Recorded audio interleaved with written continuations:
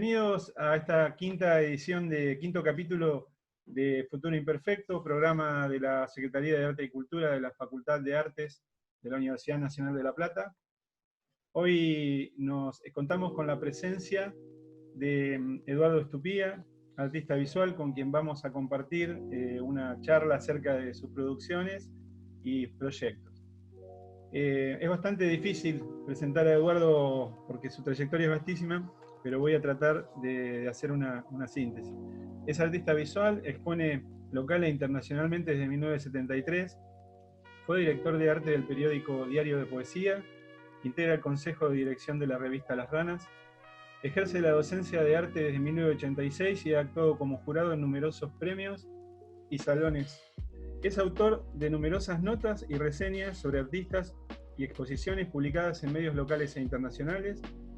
Una selección de estos escritos fue publicada en el 2018 con el título Líneas como culebras, pinceles como perros, de Editorial Ripio.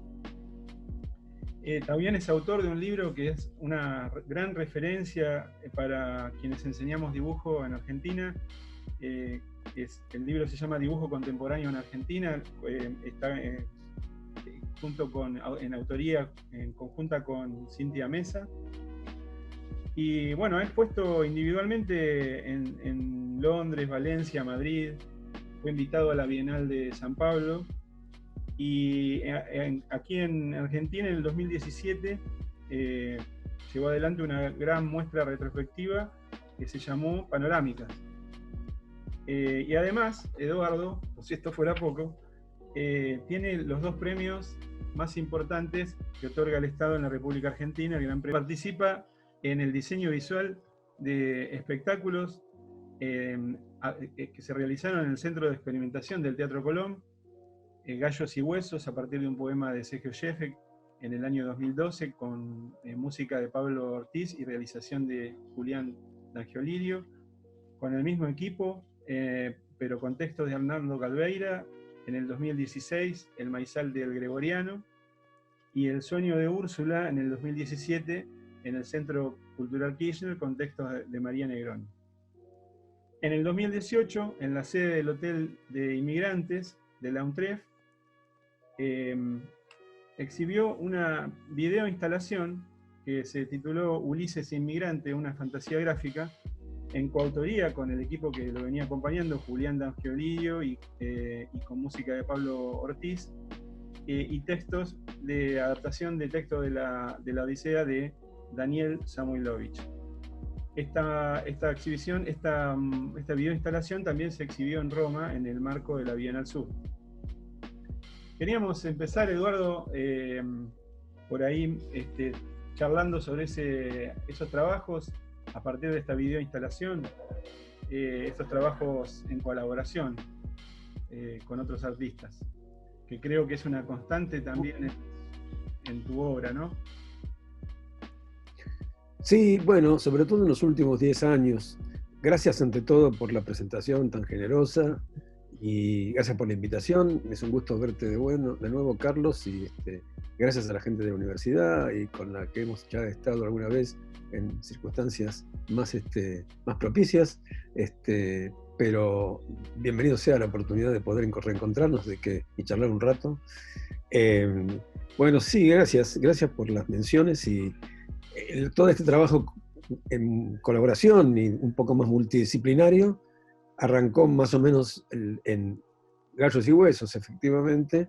Yo había conocido a Julián D'Angiolirio porque había conocido al padre, sobre todo, que era César D'Angiolirio, un gran montajista del cine argentino, gran montajista y director. Y entonces, casualmente lo conocí a Julián, conocí el trabajo de Julián, y Julián me propuso que participara con él en una videoinstalación que él estaba haciendo sobre aquel arquitecto y paisajista Carlos Tais. Julián había hecho una videoinstalación en 3 pantallas sobre Carlos Tais, y necesitaba lo que se podría llamar un doble de manos, es decir, alguien que dibujara lo que presuntamente dibujaba el personaje que encarnaba a Carlos Tais en esa videoinstalación, que era un poco también una una puesta en escena ficcional. Y ahí lo conocí, me filmó dibujando, la instalación quedó muy bien, y yo ahí vi que él trabajaba extraordinariamente bien esta cuestión de las 3 pantallas, ¿no? Entonces, no pensé nada en ese momento, pero cuando surge la propuesta de Sergio de hacer Gallos y Huesos en el Centro de Experimentación del Colón, yo veo que en el Centro de Experimentación del Colón, al menos en la puesta básica, en la arquitectura básica de la escena, había 3 pantallas. Entonces digo, bueno, es ideal que lo podamos convocar a Julián. Entonces lo convocamos a Julián, hicimos el trabajo con Julián, fue mi primer trabajo con Sergio, y el primero bien desarrollado con Julián, y después hicimos con Sergio también una versión del Martín Fierro, que se llamaba Teatro Martín Fierro, también en el Centro de Experimentación de Colón. Y después seguimos trabajando mucho con Julián, trabajamos en lo de Calveira, como vos dijiste, también para el Centro de Experimentación. Hicimos El Sueño de Úrsula, que era una ópera bastante ambiciosa, muy ambiciosa, porque tenía unos cantantes y una propuesta orquestal avanzada, había puesta en escena de Oscar Araiz, y se hizo también un poco entre gallos y medianoche, con muy poco tiempo y muy poca producción, pero la hicimos en el CCK, efectivamente. Y después... De Renata Yushi. Vestuario de Renata Yushi. Sí, vestuario de Renata, sí, exactamente. Era más bien, era una obra con una puesta en escena no desarrollada con escenografía ni con movimientos escénicos, pero había una cierta coreografía o cierta puesta en escena, pero era más bien como una especie de ópera oratorio, ¿no? Donde los cantantes cantaban de frente, pero había un diseño escénico, y teníamos nosotros en una pantalla grande, habíamos propuesto el diseño de iconografía de imágenes collage, como después desarrollamos más en el Ulises, ¿no? Y el Ulises fue una propuesta que surgió de la UNTREF, es decir, la UNTREF me propone hacer una instalación en el marco del Centro de Arte Contemporáneo, y yo, como no soy un artista instalativo, no soy proclive a avanzar geográficamente de una manera industrial, digamos, a partir de cierto lenguaje bidimensional mío, proyectarlo a espacios mayores. Entonces le digo a Diana Wessler, que fue quien me invitó, le digo, ¿puedo hacer una videoinstalación? Y como por decirle algo, para decirle un tema, así en la conversación inicial, le digo, bueno, podemos hacer un Ulises inmigrante. ¿Por qué? Porque yo, esto no se lo dije a ella en ese momento, pero yo tenía la idea, porque había hablado con gente que trabajaba en el Museo de los Inmigrantes, mejor dicho, en el Centro de Arte Contemporáneo, que está ahí en el mismo lugar, y me decían que el público nunca se cruzaba, ¿no? Como que había 2 públicos, el público que iba a ver el Museo de los Inmigrantes y el público que iba a ver las experiencias de arte contemporáneo.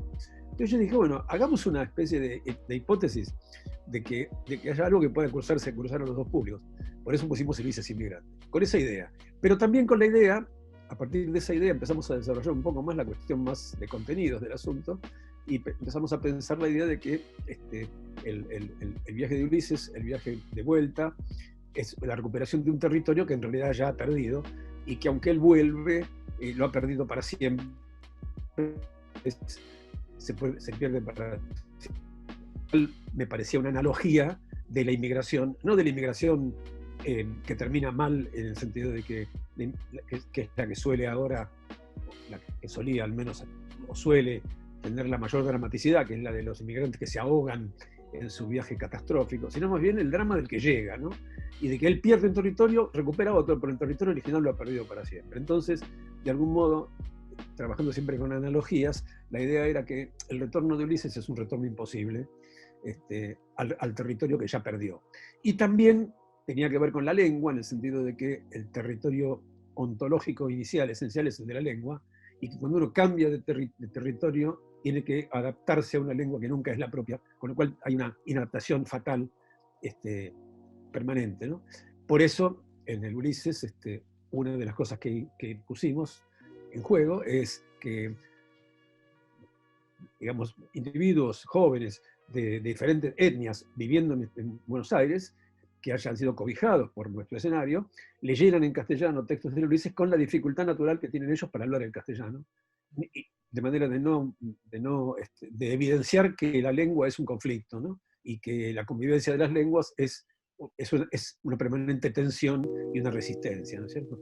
Entonces, bueno, pusimos a esos personajes leyendo el texto, hicimos algunas canciones, Pablo Ortiz hizo algunas canciones, filmamos el backstage las grabaciones e invité a algunos artistas colegas a que en cámara pintaran y dibujaran algunas situaciones que iba narrando el texto, de manera de construir en escena una pintura representativa de algo que se iba relatando, como un aporte más al collage visual más o menos integral que habíamos propuesto para todo el diseño del asunto. Y concluyendo, para resumirte, nuestra idea central era que el texto, adaptado y todo, fuera un texto lineal y narrativo, que el anclaje, digamos, más sólido y más articulado estuviera en el texto, y que alrededor del texto toda la circulación visual tuviera la arbitrariedad de un imaginario mixto, que es un poco como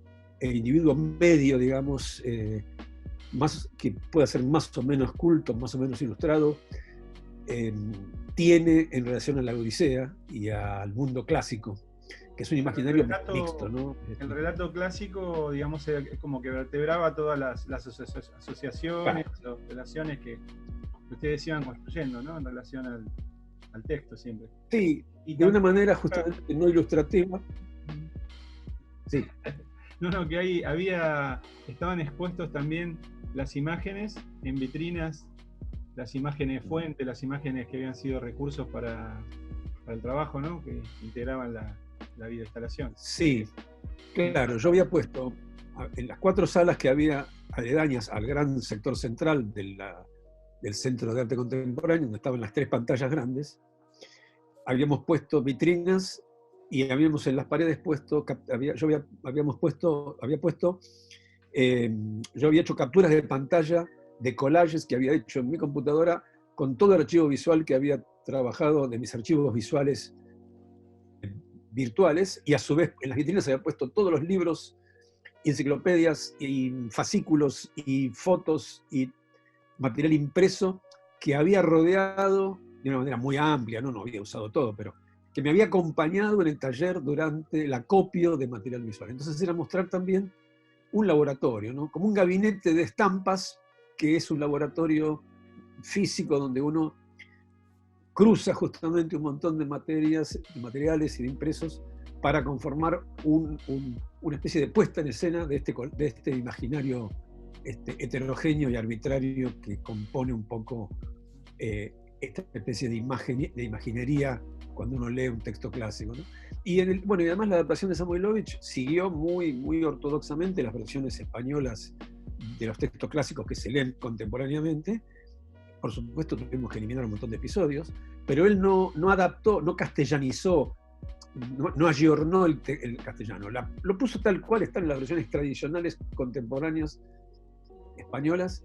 Y bueno, y creo que a mí me parece un trabajo interesante, más allá de sus altibajos, que los tiene claramente porque es un poco experimental, y de cierta dificultad. La concepción de un clásico ambicioso con una escena, con un imaginario. No, yo sigo creyendo en la... Cuesta por ahí, o sea, es una videoinstalación y obviamente funciona en ese espacio. Por ahí tiene mucho, es muy... No sé, yo quería ahora, si te parece, pasar algún fragmento para que el público pudiera ver algún fragmento.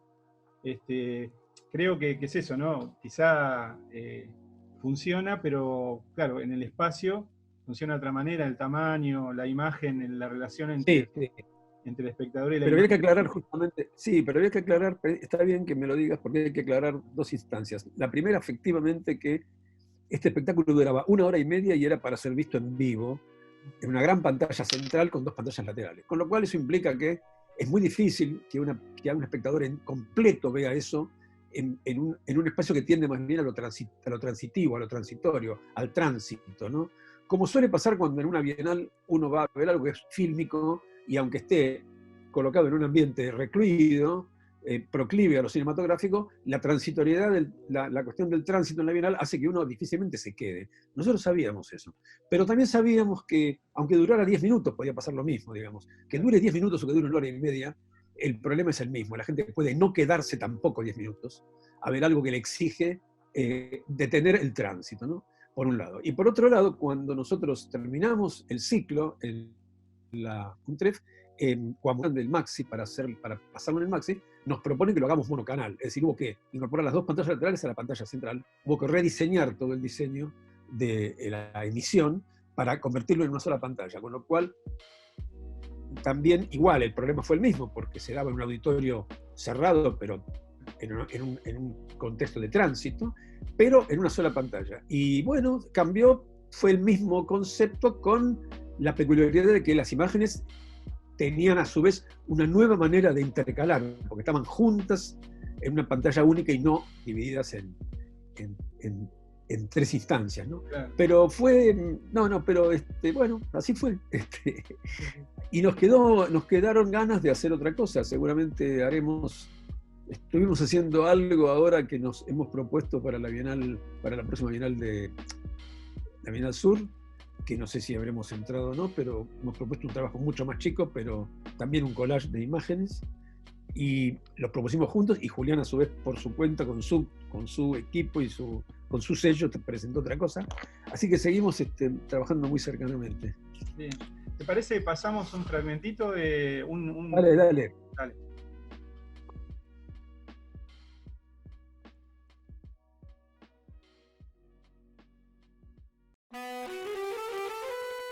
Ya a lo lejos se perdía la isla de las sirenas, cuando vi por delante un desfiladero en que el mar corría entre dos farallones.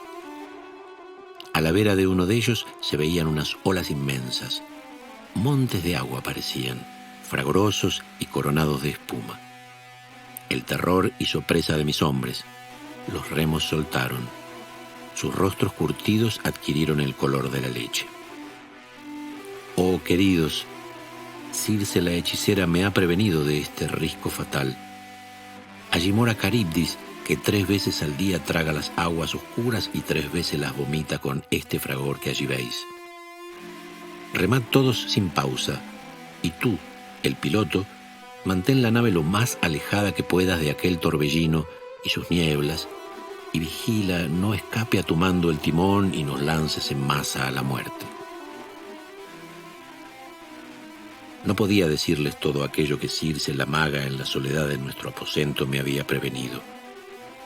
Que en la peña de enfrente a Caribdis moraba la funesta Escila, monstruo de 12 patas deformes y 6 horribles cabezas sostenidas sobre larguísimos cuellos, siempre al acecho de algún delfín o foca que atrapar pudiera, o de algún marino. Me parece muy interesante destacar esta textura que resulta de la negociación entre distintas imágenes, de distintas materialidades, ¿no? Este juego es muy interesante cómo va y viene, cómo negocian, cómo los conflictos que hay, ¿no? Entre las imágenes, cómo se resuelven. Hay momentos como de mayor si se quiere, ilustración con respecto al mayor apego al texto, y hay momentos que se abre muchísimo, o sea, ahí está siempre el contrapunto del texto. La verdad que es un trabajo muy, muy lindo, muy interesante para todo aquel que creo que se plantea la videoinstalación, ¿no? O que le interesa este trabajo colaborativo entre artistas. Mira, yo creo que es cierto lo de me gusta la idea de negociación. Yo creo que está muy bien pensado eso de negociación, porque en toda negociación siempre uno pierde algo y gana algo, ¿no? Difícilmente se gane del todo y se pierda del todo, ¿no? Justamente se trata de negociar para salir más o menos indemne en pérdidas y ganancias, ¿no? En un trabajo es igual, digamos, ¿no? En un trabajo individual o también grupal, no solo en relación al otro, a un colaborador, sino a los materiales y a los lenguajes, ¿no? Y a las herramientas que uno toma, ¿no? Porque una negociación, por ejemplo, central es la cuestión de la fidelidad o la libertad, más que la libertad, la fidelidad o la arbitrariedad, ¿no?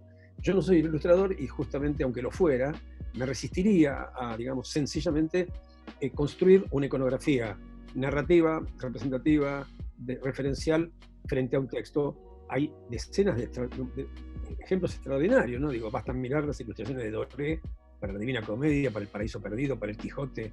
Es decir, esa es la quintesencia del arte referencial en relación a un texto, ¿no? Es decir, la fidelidad, uno diría, absoluta, y también, a su vez, la multiplicación de escena, ¿no? Porque la escena literaria se revisita y se replantea, se recrea en la escena visual del artista, ¿no? Muy bien.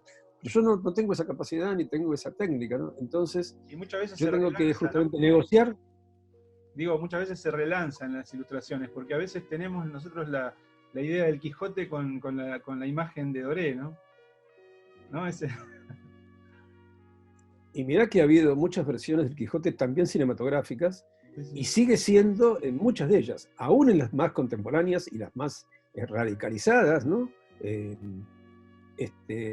Como la de Alfred Serra, por ejemplo, artistas, cineastas muy, muy contemporáneos, siguen siendo figuras que remedan, es decir, iconográficamente, remedan no es la palabra, pero que son fieles a un arquetipo, que es una iconografía central, ¿no es cierto? Muy bien. Entonces, mi primera negociación conmigo mismo fue negociar con mi incapacidad, no con mi capacidad. Entonces, tenía que, para poder hacer algo, tenía que poner en escena lo que no puedo hacer, no solo lo que puedo hacer. Entonces, al no poder hacer ciertas cosas, había que hacer con lo que se pudiera hacer. Entonces, para poder hacer, apelé a un caso, la elipsis, la analogía, y en todo caso, los encuentros y desencuentros, como vos decís, el ida y vuelta, el sístole y diástole, el contrapunto, la afinidad y la heterogeneidad, todo el tiempo juntos, teniendo como única solidez intacta, por decirlo de algún modo, el texto, ¿no? Por eso la voz en off va por su cuenta, digamos, ¿no? La voz en off no participa de ninguna alteración de la que le está proponiendo el campo visual, digamos, ¿no?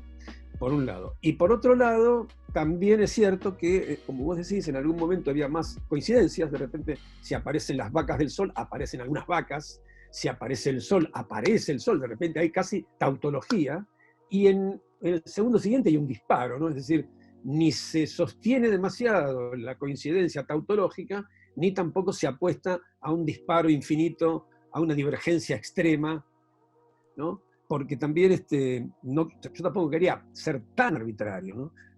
Quería estar un poco a mitad de camino, ¿no? Ahora, al mismo tiempo, creo que yo creo que el texto, si uno realmente escucha el texto, se instala en el texto, y instalado en el texto, mira el fenómeno visual que lo va acompañando y se despreocupa de las coincidencias.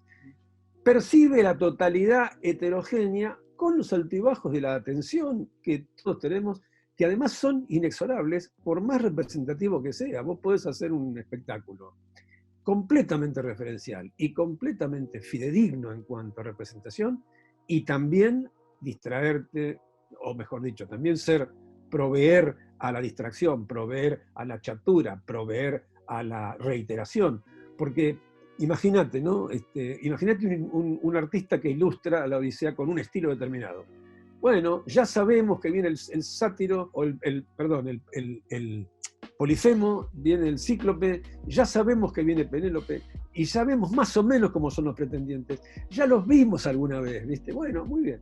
Por eso yo usé cosas de películas, robé directamente, esquilmé segmentos de películas, lo puse a Kirk Douglas en la película, en el Ulises, cuando vuelve disfrazado de anciano y se rejuvenece, saqué fotos fijas y lo cité literalmente porque me parecía una manera tautológica de ser, a su vez, remitir a las iconografías culturales de la Odisea en un campo como el cinematográfico, ¿no? Que podía haber sido cualquier otro campo, digamos. La historia funciona como una especie de señuelo para convocarte a un teatro de material, ¿no? De materiales, como hablábamos la vez pasada, un título de un artículo de un texto de tu libro. Sí. Exactamente, la palabra señuelo está muy bien. Es un señuelo para mí mismo y para el espectador, ¿no? El espectador es como el espectador es llamado y encuentra otra cosa, claro, pero no encuentra otra cosa, totalmente otra cosa. Encuentra un corrimiento, ¿no? Encuentra, claro, un corrimiento. Sí, sí. A mí me parece que la idea de correr un poco el eje de aquello que el espectador espera encontrar, me parece que es interesante. No digo que sea universalmente eficaz. También me parece para el espacio donde estaba el Hotel de Inmigrantes, porque me parece que el tipo de público que circula, que va, como vos decís, al Museo de Inmigración, los inmigrantes, y también pasa eventualmente el museo de arte, digamos, creo que también es como poder interesar a otro público, poder convocar a otro público distinto, ¿no? Que por ahí se enfrenta a las imágenes armadas, Sí, ¿no? Desarmadas y armadas del relato de otra manera. yo creo que sí, porque fíjate que en el Museo de los Inmigrantes la articulación de texto e imagen es muy ortodoxa, como tiene que serlo, ¿no? Está muy bien armado, pero lo más importante ahí es que la gente lea un contenido en texto y imagen didáctico, ¿no es cierto?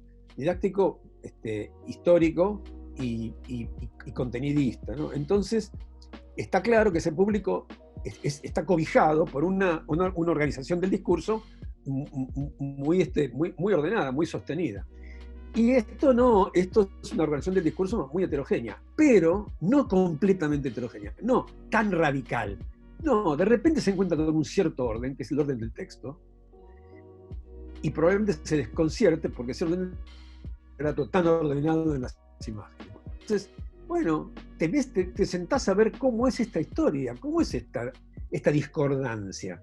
¿De qué se trata esta discordancia? A mí me parece que eso genera una especie de, entre comillas, suspenso semántico, que no es el suspenso del contenido, es el suspenso de la forma, ¿no? De cómo esto que va en una dirección, en un plano, puede no ir en esa misma dirección en el otro plano, digamos, ¿no? Y a mí me parece que eso es interesante para trabajar. Sí, sí. Es muy buena la estrategia, me gusta mucho, sí. Y en relación al trabajo, digamos, este trabajo que tiene que ver con la negociación con otro artista, yo recordaba en otra vez que hablábamos de aquella muestra con Yuyo Noé, Me arruinaste el dibujo, del año Sí. 2011, ¿no? Creo. Sí. 2011. Cumplimos 10 años el año que viene, mirá vos. Claro. Justamente en la película, hay una película documental, ¿no? De Osvaldo Cherkassky, A Cuatro Manos.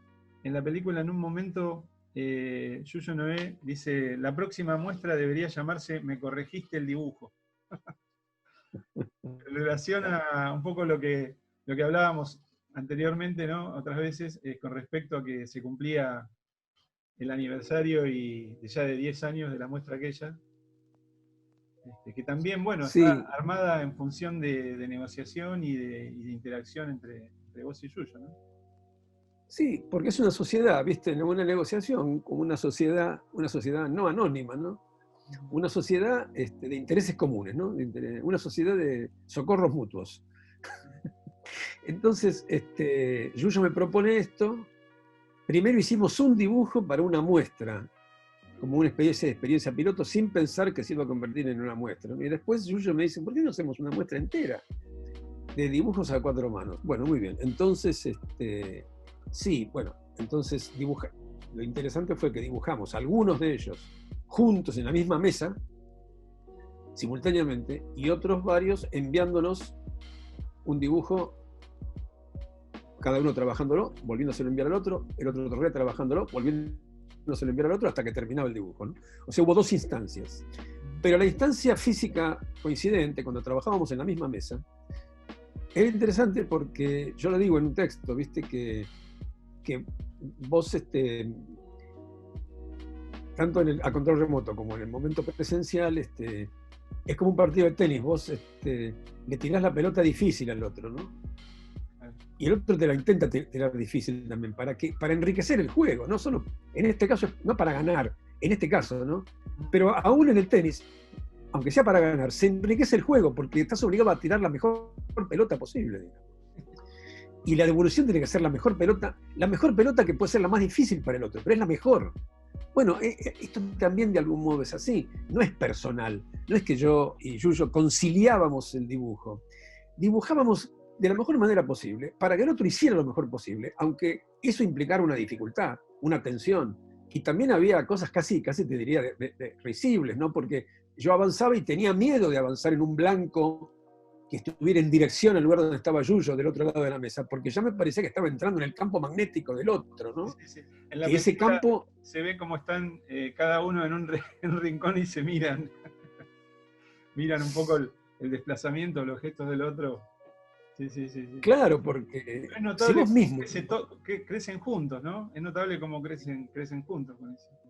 Sí, porque hay una... Bueno, yo creo que es un gran entrenamiento de la conciencia del otro, ¿no? Trabajar así.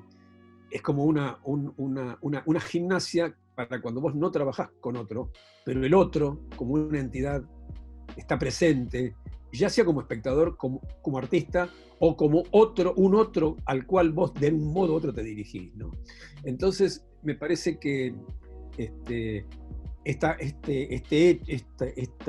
propuesta también es un entrenamiento perceptivo y digamos, de carácter, ¿no? A mí me parece que en realidad como a mantenerse uno en un lugar sin que ese lugar nos convenza como tan categórico, ¿no? Para relativizar todo.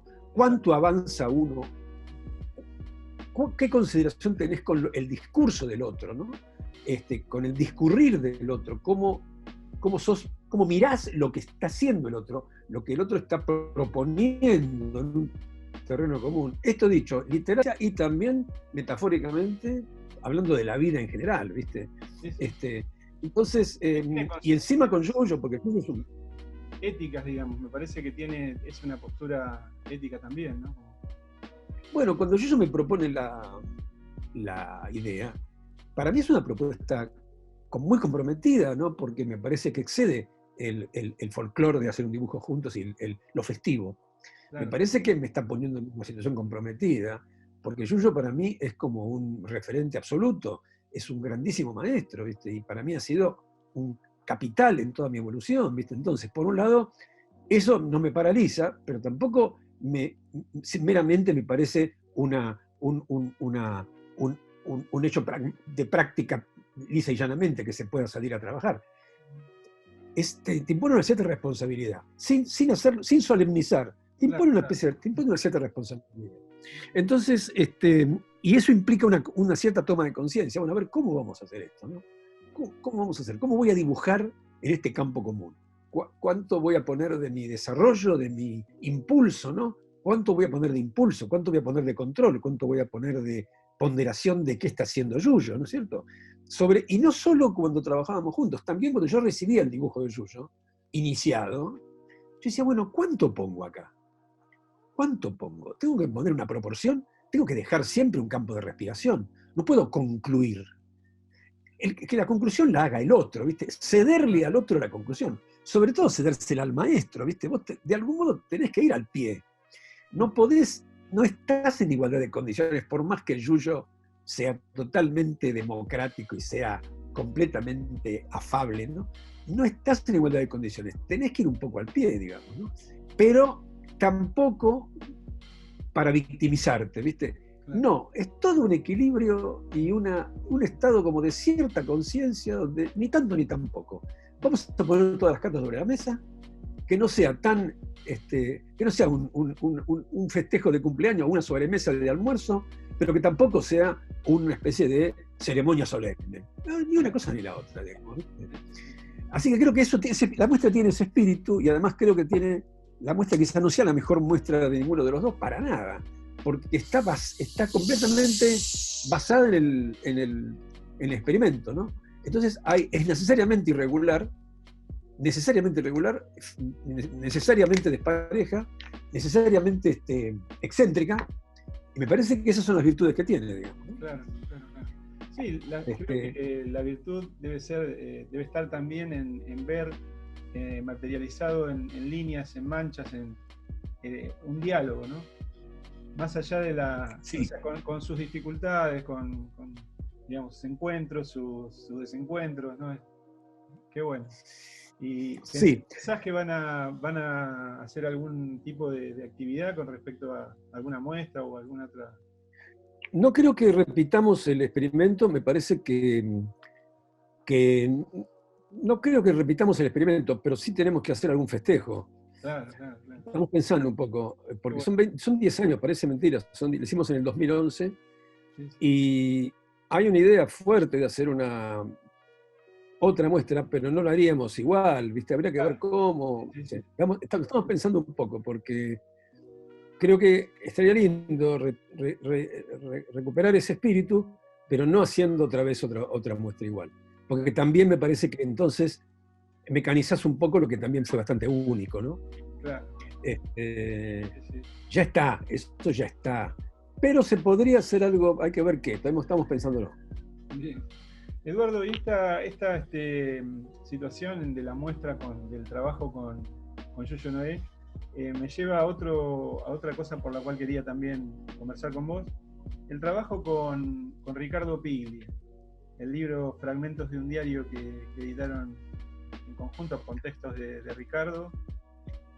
¿Cómo fue ese trabajo? En tu libro leí una expresión que me resultó. El título del texto es El espejo oscuro, y en un momento del texto vos decís, Piglia quiso que lo narrativo, lo ensayístico, lo experiencial, que él despliega y documenta, se mirara sin encontrarse en un espejo oscuro, el del contrapunto y la contradicción, del dibujo y la escritura, dos operaciones complementarias, aquí antagónicas.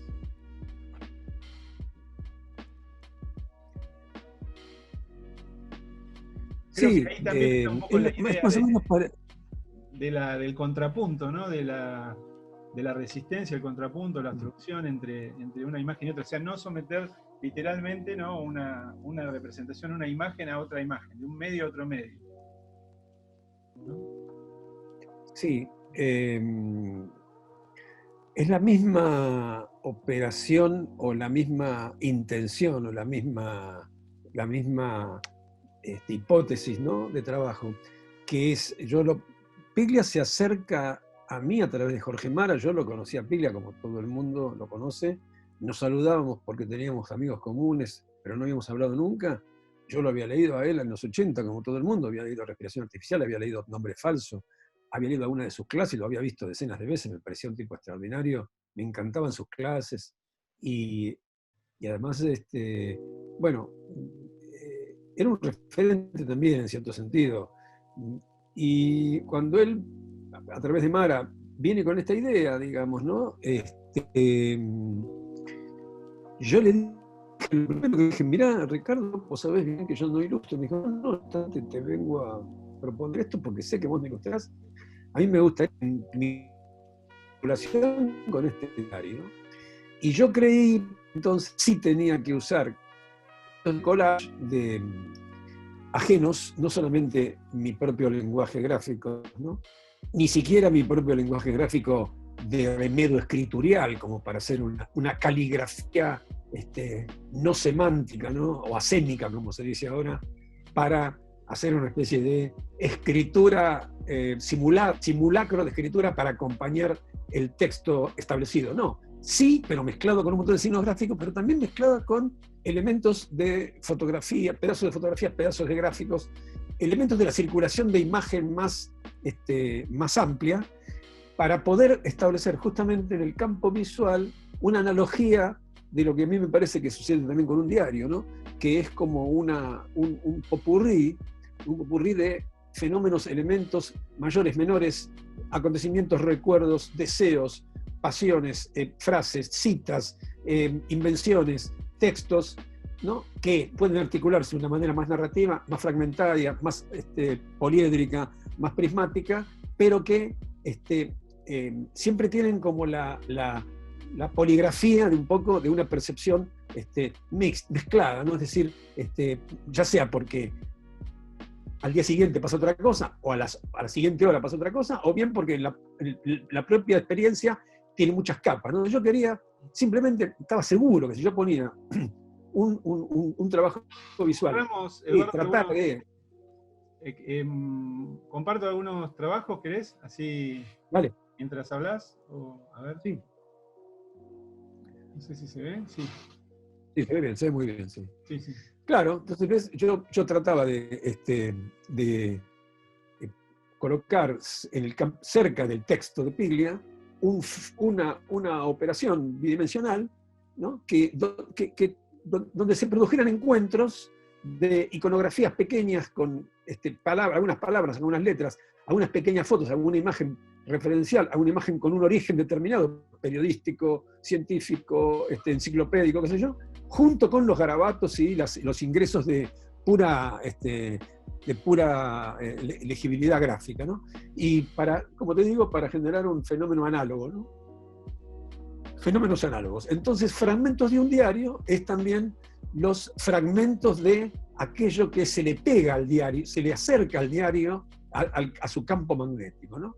Y creo que así me parece que sucede, que el lector lee el texto y lee el dibujo, y lee el trabajo gráfico, ¿no?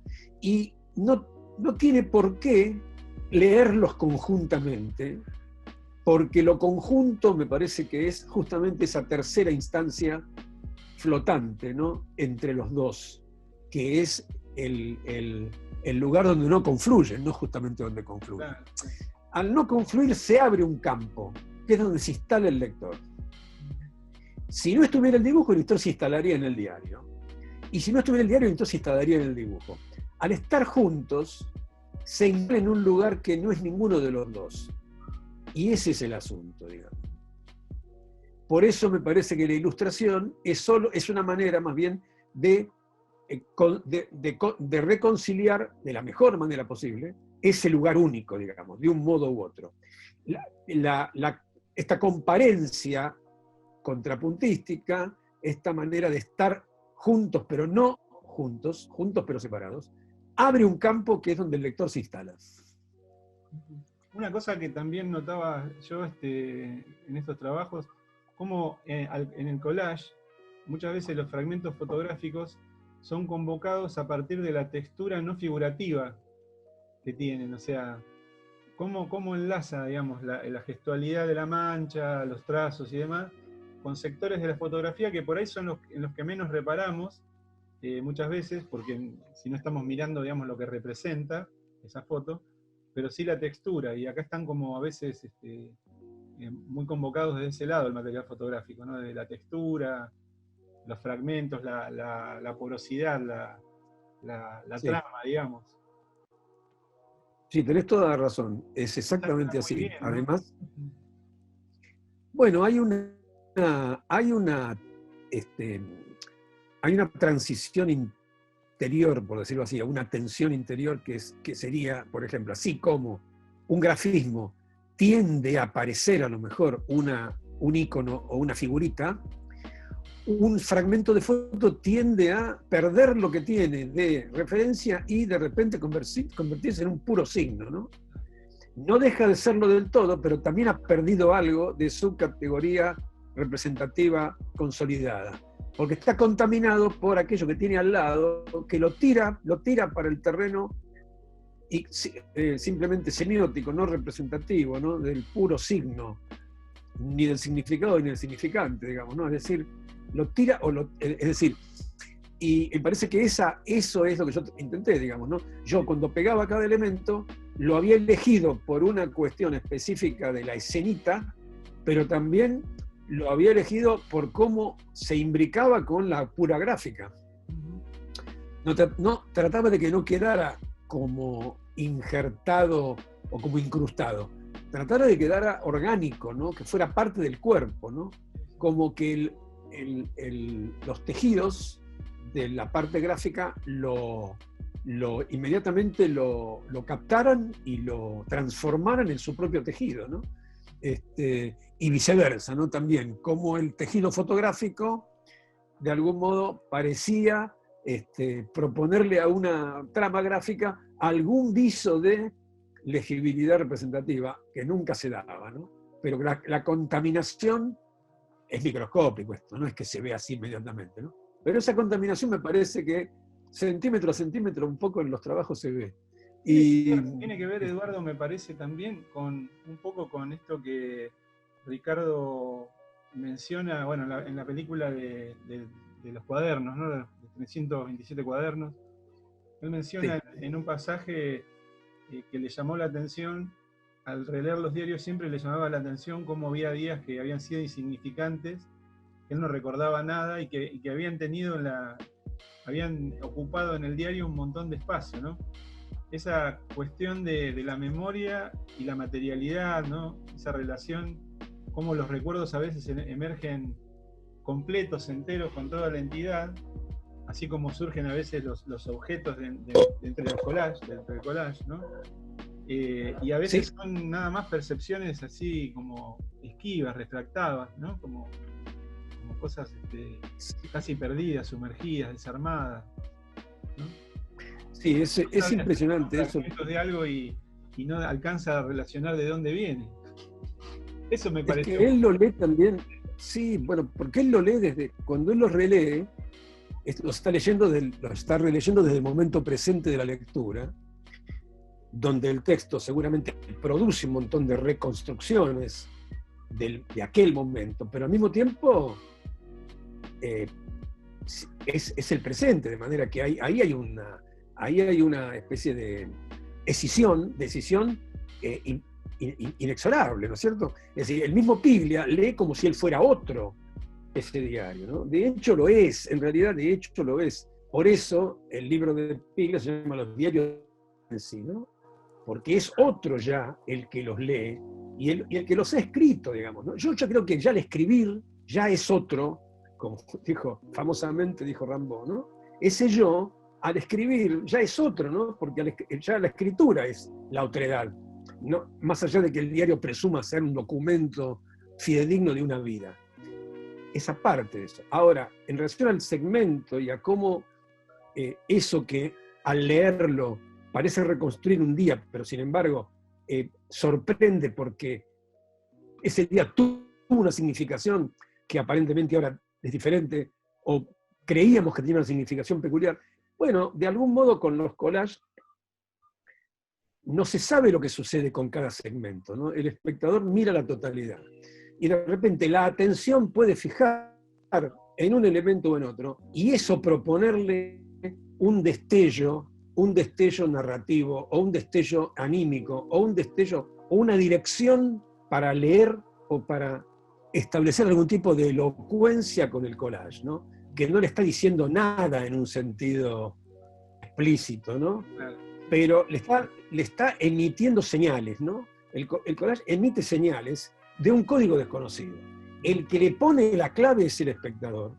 ¿Por qué? Porque tiene todos los códigos posibles y no sabe cuáles son. Entonces, toma un segmento, toma a lo mejor una fotito que parece extraída de un libro de microscopía, y eso detona en él una dirección. Y esa dirección relee lo otro que está al lado y transforma esa dirección. Y es infinito, entonces, ¿no? Eso es infinito. Así que me parece que esas dos operaciones, como te decía antes, se amalgaman en una tercera instancia que no es ni una ni la otra, que genera un movimiento. A mí me parece que lo más lindo que tiene el libro es una gran movilidad. Como pasa cuando uno lee los textos de los diarios de Piglia, ¿no? Que son muy dinámicos, son textos, porque en otros diarios, por ejemplo, yo estaba leyendo hace poco los diarios de Gombrowicz. El diario de Gombrowicz. El diario de Gombrowicz es un diario donde las entradas son muy elaboradas, y son entradas de una enorme elaboración intelectual y racional de largos párrafos, ¿no? Entonces, por supuesto que hay muchas diversas momentos del diario, pero en muchos campos la entrada del diario tiene un desarrollo como muy enhebrado y elaborado, ¿no? Entonces es menos quizá la suma de destellos que una concepción de ese momento y ese lugar, ¿no? Ya sea fenoménica, anímica o inclusive episódica, ¿no? Pero puede dedicarle a un episodio varias páginas y examinar microscópicamente todas las características de ese episodio. Entonces es casi un cuento dentro del diario.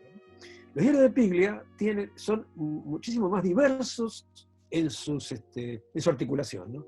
Hay muchas cosas todo el tiempo, ¿no? Y me parece que eso también me permitió también trabajar cierta multiplicidad, ¿no es cierto? Una analogía en la multiplicación de signos en el collage, digamos, ¿no? Que es de algún modo análoga a una gran movilidad a una gran movilidad energética y rítmica y musical y discursiva que los diarios tienen, ¿no? Eduardo, recordaba también otro escritor, grandísimo escritor con el que trabajaste, que se llamó Héctor Libertela. Me asombró también encontrarme en tu libro con una referencia y con bastante extensa, que habías colaborado bastante con él. ¿Nos podés contar algo del claro. proyecto, del bazar del secreto de todas las cosas del mundo? Sí. Bueno, yo a Héctor lo conocí gracias a Tamara Kamensain. Lo conocí cuando él ya estaba casado con Tamara. Yo a Tamara la había conocido antes. Y bueno, él conoció a partir de ahí mi obra, mis dibujos, a fines de los 70 habrá sido esto. Yo ya había empezado a exponer con cierto ritmo, y no me acuerdo cómo nos encontramos, nos empezamos a encontrar. Lo ayudé en dibujos que necesitaba para sus libros. Ahora, Libertela era un extraordinario artista y un tipo para mí inolvidable y además un tipo fundamental para mí y para muchos, ¿no? Libertela es un fenómeno, es un género en sí mismo, Libertela. Es un teatro, Libertela. Libertela es un verdadero campo de acción.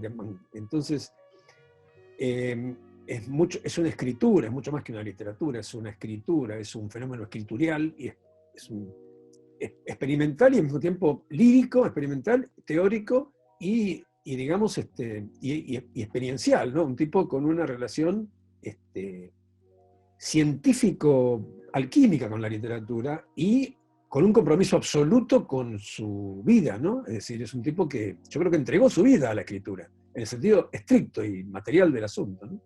Pero bueno, lo cual implica que cierto grado de compromiso tiene una tragicidad inherente, ¿no? Como pasó con Laiseca, como pasó con Osvaldo Lamborghini, ¿no? Para mí son 3 ejemplos de una escritura hecha a cuerpo, ¿no? De un modo u otro, ¿no? De un modo u otro. Y yo creo que eso es muy alto, muy alto. Es una entrega casi te diría mística, ¿no? De una entrega monacal, ¿no? Bueno, Libertela era eso. Y yo me acerqué a eso modestamente y entonces el trabajo era más bien siempre un trabajo a pedido, en el sentido mejor de la palabra. Él me decía lo que necesitaba y yo trataba de dibujarlo. Y así me pedía a lo mejor una armadura o un caballero andante, mitad esqueleto, mitad armadura, en un caballo esquelético hundido en un desierto de arena, lo cual para mí era bien difícil porque tenía que ser muy riguroso y muy claro el dibujo como un ilustrador de una enciclopedia. Entonces yo me puse a dibujar ortodoxamente, o me pedía cosas así muy sorprendentes, como por ejemplo que a la firma de él manuscrita yo le agregara una rúbrica. Te iba a comentar. O bien que le dibujara, claro, o bien que le hiciera un dibujito para que él pudiera graficar una especie de articulación teórica de los vasos comunicantes de la literatura, que era como una teoría de la literatura, latinoamericano, hispanohablante y la tradición con la vanguardia, en fin. Era una especie de gráfico que salía de su hipótesis, que era una fuente, y yo se la dibujé un poco con el rigor más o menos fidedigno de las fuentes de las que aparecen dibujadas en las enciclopedias del siglo XIX, ¿no? Y bueno, y muchas otras cosas, detalles ínfimos, una jeringa, un mapa de ingeniero White alterado, donde un camino se transformaba en un lagarto. Bueno, y entonces, y nos hicimos amigos y hablamos mucho, y también estaba siempre presente cerca Rafael Cipollini, que es un tipo también extraordinario, que ahora es el albacea y el que está a cargo de la edición establecida de la obra completa de Libertela, que es un tipo que tiene el mismo espíritu, siendo muy diferente, tiene el mismo espíritu, y yo comparto con él una cierta mirada sobre las cosas que nos hace acordar muchísimo a Héctor. Y en un momento dado el proyecto con Héctor era hacer lo que vos mencionaste, que era un proyecto que se llamaba el bazar del secreto de todas las cosas del mundo, que era simplemente también cruzar una imagen y un epígrafe, pero justamente buscando imágenes que, una vez extraídas de su campo de referencia, fueran de difícil dilucidación para cualquiera, excepto a lo mejor para el profesional específico que estuviera emparentado con ese campo, con un epígrafe que no fuera necesariamente arbitrario, un epígrafe neutro, pero que también no pudiera ser fácilmente ubicado en un campo de legibilidad más integrado, ¿no? Entonces era también una especie de idea de los signos en rotación o de movimiento, ¿no? De establecer justamente entidades volátiles, ¿no? Que estén en permanente movilidad, que sean difíciles de fijar en cualquier instancia de proximidad que tenga uno, ¿no es cierto? No solo para el que las va a mirar, sino para el que las produce, ¿no? Nosotros mismos queríamos estar permanentemente en rotación, digamos. Y no llegamos a hacerlo porque yo le crucé algunas imágenes, él me volvió algunos textos, después se enfermó y después yo dejé de verlo durante un tiempo por estas cuestiones de la enfermedad y las coyunturas de la vida, y se murió. Y bueno, y la verdad que nada, es difícil para mí reponer esta idea porque es intransitable, intransigente, ni siquiera es la palabra. No la puedo hacer con otro. Así que, pero Libertela es una gran presencia, y lo leo permanentemente, y con Cipollini lo recordamos invariablemente. Y creo que ahora, cuando salga la obra completa, cuando salga el primer tomo, seguramente vamos a... Sí, porque es muy... Yo, la verdad, tengo un amigo escritor que me lo recomendó, y cuando empecé a buscar textos, es muy difícil encontrar textos. Salvo una reedición justamente de Piglia, por ejemplo, de Cavernícolas, de una colección que se dirigía a Ricardo. Sí. Pero después los libros son bastante difíciles de conseguir. Yo creo que... Son muy difíciles, sí, porque no se han reeditado mucho. Sí. Muchos no se han reeditado y por suerte la va a editar Adrián Hidalgo, que es una muy buena editorial y que a su vez le habían publicado a él El árbol de Saussure, que quizás sea un libro que sea más fácil de conseguir, pero por ejemplo los últimos 3 o 4 libros son difíciles y también, bueno, muchos son difíciles, qué sé yo, Zettel, que creo que es el último libro que sale, no quiero equivocarme, pero creo que es el último libro que sale en vida de él, también es difícil de conseguir, pero después salió en el lugar que no está aquí, Autobiografía del Fantasma, en fin, hay muchos, todos son extraordinarios. Y hay un libro extraordinario que es del hijo de Héctor, de Mauro Libertela, que se llama Mi libro enterrado, que es como es un libro sobre Héctor, de una extraordinaria sinceridad emocional. Es un libro extraordinario, es un libro difícil, duro, pero de una autenticidad, la verdad, admirable, ¿no? Y me parece que es una gran manera también de leer indirectamente el campo Libertela, leer este libro de Mauro, que a su vez es un escritor notable por cuenta propia, digamos, ¿no? Es un escritor notable, Mauro, así que de paso lo digo, ¿no? Porque vale la pena mencionarlo. Bueno, Eduardo, muchísimas gracias, la verdad que llega el momento de cerrar. La pasé muy bien, la verdad que pienso que hemos generado un material muy interesante para toda la comunidad de nuestra facultad, y para todo el que quiera acercarse a este material. ¿Querés agregar alguna otra cosa? ¿Te gustaría comentar algo en especial? Sobre todo, no, yo te agradezco mucho la posibilidad. Así que muchas gracias, Carlos. Gracias. Un abrazo grande, enorme. Bueno, gracias, espero que alguna vez nos veamos allá en tu taller o acá en La Plata. Y bueno, estemos en contacto. Apenas se abra la cuestión, hacemos un intercambio, te venís para acá o me invitás a una charla en vivo y vamos para allá. Le invitamos a Margarita de nuevo y a Dan Benveniste. Buenísimo. Bueno, claro, muchas gracias por todo. No, muchísimas gracias a vos. Un gran abrazo. Nos estamos viendo. Chao, querido. Chao. Hasta pronto. Chao, chao.